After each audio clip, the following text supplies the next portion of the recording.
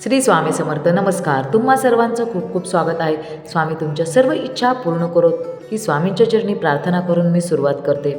आपली अडलेली कामे होत नाही आहेत, इच्छापूर्ती होत नाही आहे, अनेक अडचणींना सामोरे जावे लागत आहे, एकामागून एक अशी आपल्यावर संकटे येत आहेत. या सगळ्यावर रामबाण उपाय म्हणजे गुरुचरित्र.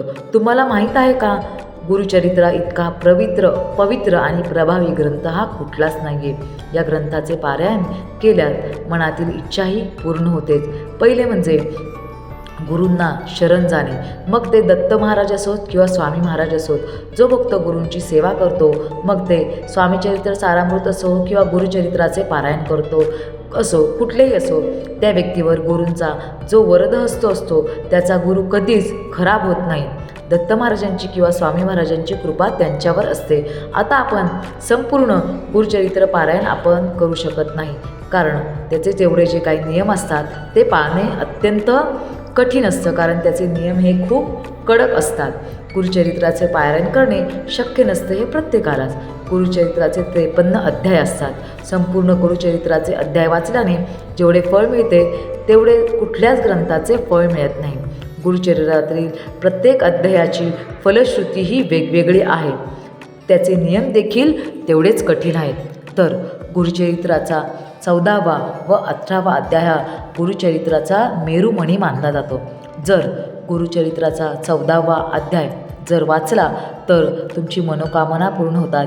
तुमच्या कितीही अशा ज्या अशक्य अशा ज्या काही गोष्टी असू द्यात की किंवा तुमची खूप वाईट वेळ चालू आहे, मनासारखे काहीच होत नाही आहे, कुठल्याही कामात अडीक अडचणी येत आहेत किंवा बाहेरील बाधा आहेत असे जाणवत आहे, करणी बाधा आहे असे जाणवत आहे, वारंवार अपघात समजा आपला होत असेल, नोकरी मिळत नसेल, म्हणजे कुठलीच कामे होत नाही आहे. सगळ्यात महत्त्वाचे दत्त महाराजांची आपल्या गुरूंची कृपा आपल्यावर असेल तर आपला गुरु स्ट्रॉंग असता की आपली आपण जी काही कामं करू तीही म्हणजे संपूर्णही होणारच. आपल्याला प्रत्येक कामात हे यशही मिळणारच. म्हणून रोज आपल्याला गुरूंची सेवाही करायची असते. आपल्याकडून रोज समजा गुरूंची सेवा होत नाही आहे, परंतु कमीत कमी दर गुरुवारी तरी तुम्ही गुरुचरित्राचा 14वा व 18वा अध्याय हा नक्की वाचावा.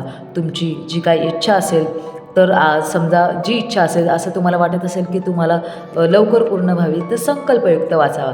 14वा अध्याय किंवा 18वा अध्याय संकल्पयुक्त वाचावा. संकल्पयुक्त का वाचावा, तर आपण संकल्प केला तर आपण त्याप्रमाणे वाचतो.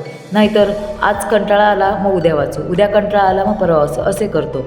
असे करून चालत नाही, मग त्याचे फळ मिळत नाही. म्हणून मी सांगते संकल्पयुक्त वाचावा. संकल्पयुक्त वाचायचं नसेल तर तुम्ही तसाही वाचू शकता, पण वाचणे पठण करणे हे महत्त्वाचे आहे. ज्यांना फक्त सेवा करायची आहे, म्हणजे असंच गुरूंची आपल्यावर कृपा होईल म्हणून सेवा करायची आहे, तरीसुद्धा तुम्ही वाचू शकता. तुमच्या मनात कुठली इच्छा असेल तर तुम्ही गुरुचरित्राचा 14वा अध्याय दररोज वाचावा. त्याचे नियम व अटी मी आता तुम्हाला सांगणार आहे. गुरु खराब असेल, कुठल्याही कामात यश मिळत नसेल, नंतर तुमचं कुठलंच म्हणजे कामच होत नसेल, अगदीच प्रत्येक कामामध्ये तुम्हाला कुठलेही ज्या तुम्ही कामाच्यासाठी गेलात ते कामच होत नाही आहे, आणखीन खूपच तुम्ही निराश झालेला आहे, तर रोज आपल्याला गुरुचरित्राचा 14वा अध्याय हा आवर्जून वाचायचा आहे. गुरुचरित्राचा 14वा अध्याय वाचण्याचा फक्त एकच नियम आहे, कुठल्याही प्रकारचा मांसाहार करायचा नाही. ज्याच्या घरात रोज आपण वाचतो म्हणजे रोज आपल्याला वाचण्याची इच्छा आहे, पण त्यांच्या घरात रोज मांसाहार केला जातो, ते स्वतः खात नाही, तर दुसऱ्यांना खाऊ द्या. तुम्ही तुमचे वाचन सुरू ठेवा.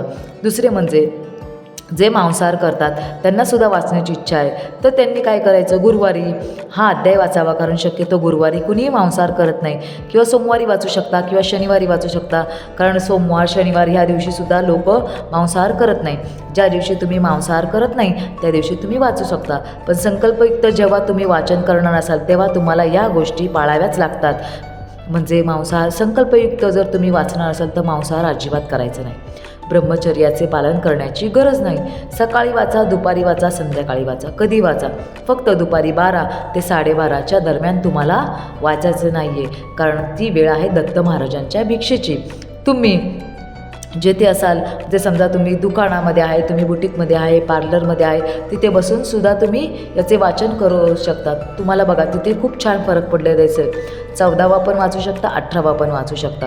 14वा अध्याय यासाठी असतो की इच्छित फलप्राप्ती मिळावी. 18वा अध्याय यासाठी असतो की आपली जी काही अडलेली कामे पूर्ण व्हावे, पैशासंबंधी ज्या काही अडचणी असतात त्या पूर्ण व्हाव्यात, याच्यासाठी हा 18वा अध्याय वाचायचा असतो आपल्याला. दत्त महाराजांची कृपा आपल्यावर हे दोन अध्याय वाचल्यामुळे होणार आहे. समजा गुरुचरित्राचा 14वा 18 अध्याय आपण नक्कीच वाचला तर तुम्ही लक्षात घ्या, तुमच्या जीवनामध्ये किती छान बदल झालेले दिसतील. त्याला खूप वेळ लागत नाही, अगदी लहान लहान अध्याय आहेत. गुरुवारच्या समजा तुम्ही गुरुचरित्राचे 53 जे अध्याय आहे हे कसं वाचायचं, म्हणजे गुरुचरित्राचं 53 अध्यायाचं जे पुस्तक आहे त्याच्यातनं वाचायचं नाही, कारण तो गुरुचरित्र हा इतका पवित्र ग्रंथ आहे की त्याला आपल्याला रोज हात लावायचा नसतो. म्हणून ते मोठे पुस्तक घ्यायचं नाही. तुम्ही जर म्हणजे दुकानामध्ये गेला, जिथे आपल्याला देवाचं सामान मिळतं, तिथं मागायचं गुरुचरित्राचा 14वा अध्याय व 18 अध्यायाची पुस्तकं द्या. वेगवेगळे सुद्धा मिळतात, एकत्र पण मिळतात. अगदी 5 ते 10 रुपये त्याची किंमत असते. तिथून तुम्ही ते आणायचं, म्हणजे छोटी छोटी पुस्तकं असतात ती आणायची व ती आपल्याला वाचायची असतात. तुम्हाला तिथे मिळून जाईल. अगदी म्हणजे खूपच कमी किंमत आहे. 10 रुपयाचं म्हणजे साधारण 10 रुपयापर्यंत किंमत आहे. तर 14वा व 18 अध्यायाची छोटी छोटी जी पुस्तकं आहेत ती आणायची आणि मग ती वाचायची. नक्की वाचून बघा तुमच्या अडचणी आहेत ह्या किती लवकरात लवकर सुटतील. नक्की करून पहा. नमस्कार.